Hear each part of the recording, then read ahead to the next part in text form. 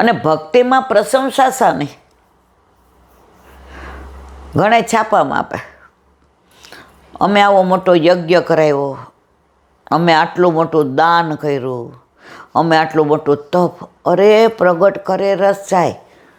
પછી ઘણા એમ કે બીજાને પ્રેરણા મળે ને. આ પ્રેરણા માટે નથી, આ તમારા નામની વાહ વાહ માટે છે. અને જ્યાં વાહ વાહ થાય ને, ઊંધું કરો હવામાં ઉડી જાય તમારું બધું. તો ભક્તિમાં સૌથી વધુ ડરવાનું હોય ને તો પ્રશંસાથી. એ તમને પાડે જ, પાડે તો જ તમે પાછા વળો. આપણે અસારવા જતા હતા ને, 1 મહિનો ઓલો પુલ બંધ રહ્યો, બરાબર?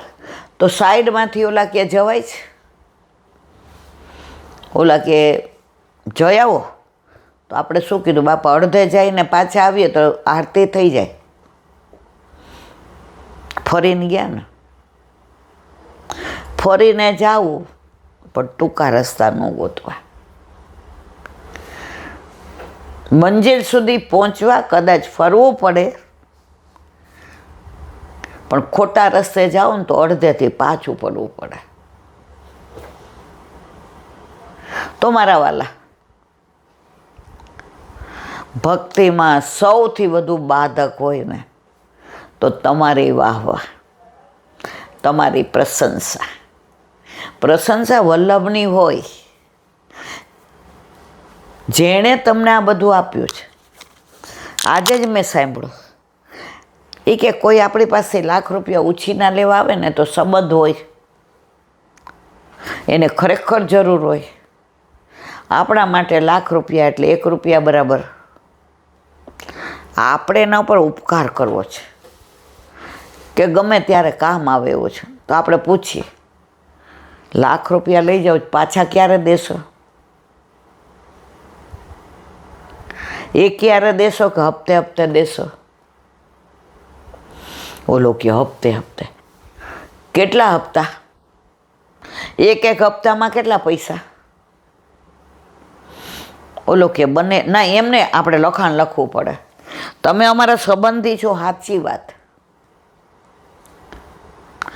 તમને દેવામાં પણ કાલ સવારે તમે ન હો કે હું ન હો તો આપણા છોકરાઓ લખ્યું વંચાય, તમારે આવું દેવનું, તમારે અમારું દેવું લઈને જાવું નહીં, અને અમારે તમારા દેવાને વાંચવું નહીં. લખે ઓલો 10 સપ્તાહ દઈશ, પણ વહેલા થઈ જશે એટલો પ્રયત્ન કરીશ.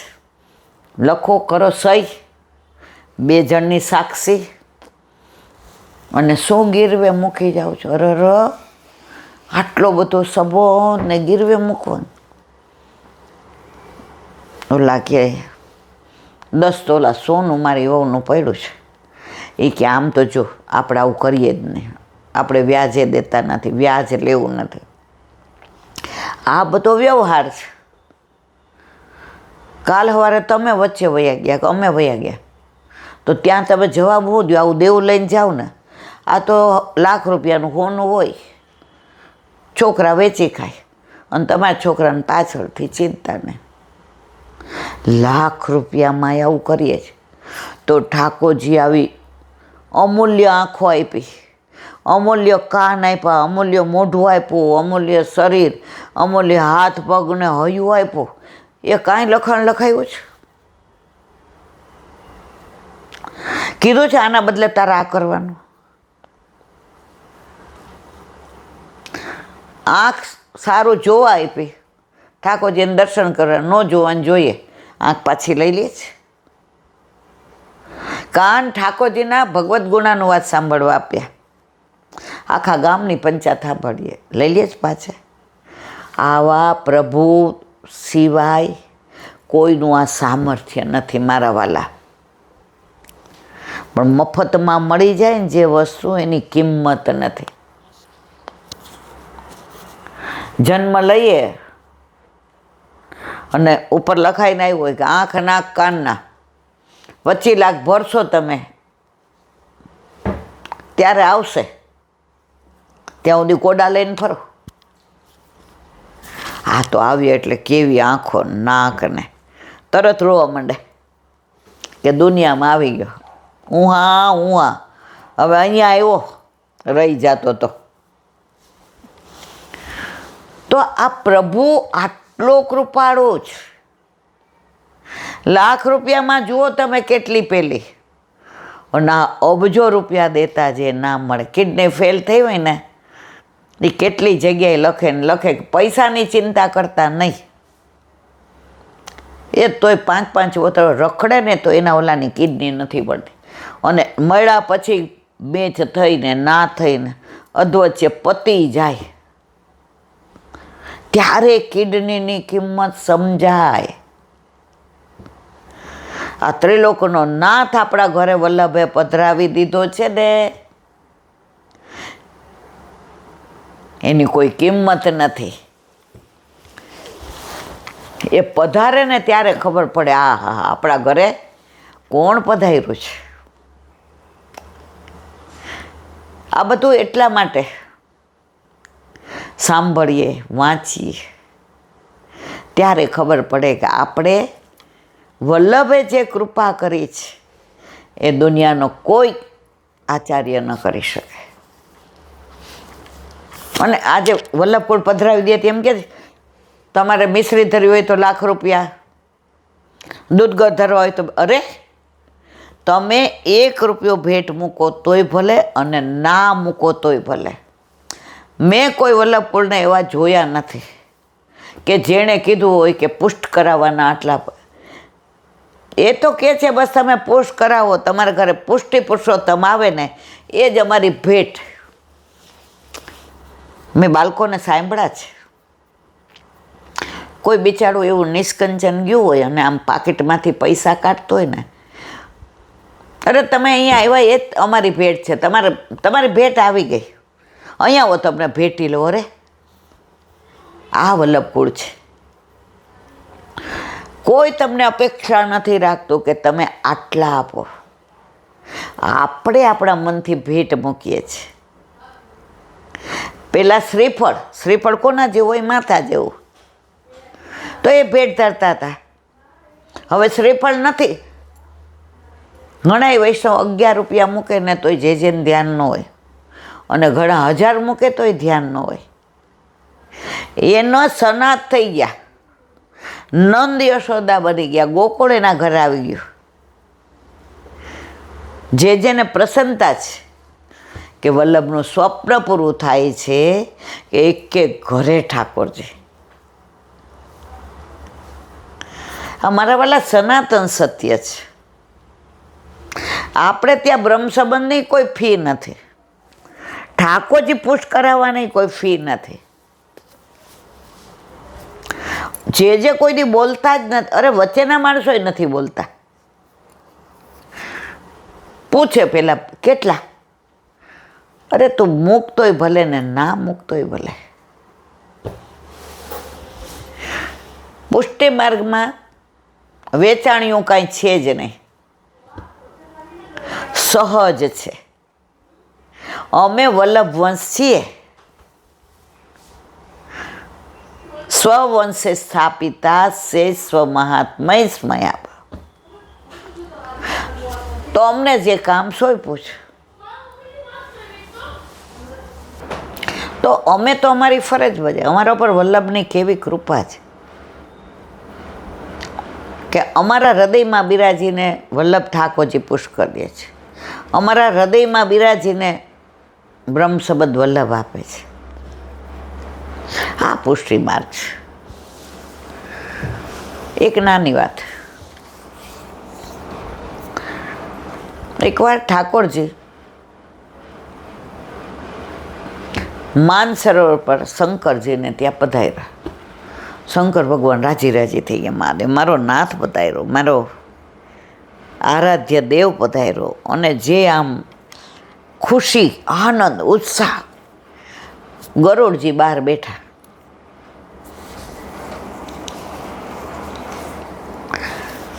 બહાર બેઠા ને આમ જોતા હતા. માનસરોવરનું તો કુદરતી સૌંદર્ય એટલું. અત્યારે ત્યાં જવા માટે લોકો તલપાપડ હોય છે. હવે આપણા જેવાના તો પગ ગયા, બોમ્બે જવાશે કે નહીં એ ખબર નથી, હાવ લોક થઈ ગયા છે. અત્યારે આ કેટલા સ્પ્રે કર્યા ત્યારે બેસાય છે. ગરુડજી આમ કુદરતી સૌંદર્યને માણતા હતા. ત્યાં એમણે યમદેવને જોઈ કે એ આ કાં આવ્યો અહીંયા, દૂરથી આવતા જોયા તો એક ચકલી હતી ને એ ચીંચી કરે ને એવો આનંદ કરતી હતી. ગરુડજી કે એક તો હું અહીંયા છું અને આ મહાદેવની ભૂમિ છે, આ ચકલી સિવાય કોઈ દેખાતું નથી, તો આ ચકલીને લેવા આવ્યા સરર, અને કેવી ચીચી કરે છે, બોલે છે કેવી વાલી લાગે છે, આ ઉડે છે તો ફરફર ફરફર કેવી સુંદર લાગે છે. એ કે જો આને લઈ જાય ને પહેલાં આને ક્યાંક મૂકી આવો. ત્યાં તો યમદેવ આવી ગયા. ગરુડ રાજા એ કે હા ઠાકોરજીને લઈ, હા એ કે ઠાકોરજીને પધરાવીને, એ કે અંદર છે તો દંડવત કરી આવું. તો યમરાજા અંદર ગયા દંડવત કરતા. ગરુડજી કે આ ચકલી માટે જ આવ્યા છે, એને લાવ હવે દૂર મૂકી આવું ને કે આ યમદેવજી ગોતે જ રાખે. હવે ગરુડની સ્પીડ, ઝડપ પવન જેટલી. એ કે યમદેવ બહાર આવે ને પેલા ચકલીને માથે બેસાડ્યું, હજારો જોજન દૂર મૂકી આવે અને આવીને પાછા આમ બેસી ગયા. યમદેવજી બહાર આવ્યા. કેમ ગરુડ રાજા? એ ગયા અહીંયા કેમ? એ કે ઓલી ચકલી ચીચી કરતી હતી ને, આજે એનો વારો છે. ક્યાં ગઈ? એ કે હશે જો, ચારે બાજુ જોઈ ચકલી ને. એ કે કયો તો ખરા. એ કે આ તમને પાડી દીધા. યમરાજા કે કેમ? એ કે ચકલી લેવા આવ્યા હતા ને એવી જગ્યાએ મૂકી આવ્યો ને કરોડો જોજન દૂર, તો તમારા હાથમાં ન આવે. યમરાજા કે તમે બહુ સારું કામ કર્યું. એને જ્યાં મૂકી આવ્યા ને એનું મૃત્યુ ત્યાં જ લખાયેલું છે. એટલે હું આવ્યો ત્યારે મેં તો આ ચકી અહીંયા છે, આને લઈ જવાની છે પણ અહીંથી નથી લઈ જવાની. એને તમે જ્યાં મૂકી આવ્યા ને ત્યાં એનું મૃત્યુ સ્થાન હતું, ત્યાંથી લઈ જવાની છે. હવે જો મારે કાંઈ કરવું પડ્યું? તમને કીધું તું, તમને પ્રભુએ પ્રેરણા કરીને કે આને મૂકી આવ ત્યાં, આનું ત્યાં લખાયેલું છે. આભાર તમારો, હવે લઈને જાઓ, આજ વારો એનો છે. તો જ્યારે આપણે આવીએ છીએ ત્યારે સમય, સ્થળ, તિથિ, વાર, ઘડી, ક્ષણ, નક્ષત્ર બધું લખાવીને જ આવીએ છીએ. એમાં એક સેકન્ડને અડધી નહીં 5 સેકન્ડનો ફેર નથી ચાલતો. આ ટિકિટ રિટર્ન, આમાં કોઈ વાયરસ ના, આમાં ચેન્જ ન થાય, આમાં કેન્સલ નહીં કરાવવાની. અને સૌથી મોટી આની અંદર વિશેષતા એ કે ટિકિટ તમારી પાસે છે આવ્યા ત્યારે, ઓરિજિનલ તમને આપે છે, અરે ઝેરોક્સ તમને આપે છે, ઓરિજિનલ પ્રભુએ પોતાની પાસે રાખે છે. પણ એમાં બધા ખાના ભરેલા છે.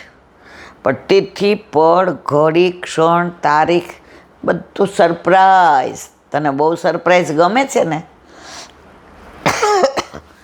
જન્મદિવસની સરપ્રાઈઝ, મેરેજ એનિવર્સરીની સરપ્રાઈઝ, એટલે આ મોટી સરપ્રાઈઝ તને આપે છે. તારી ત્રેવડ હોય તો જાણી લે. ઘણા આપઘાત કરે ને તોય બચી જાય, એનું લખાયેલું નથી.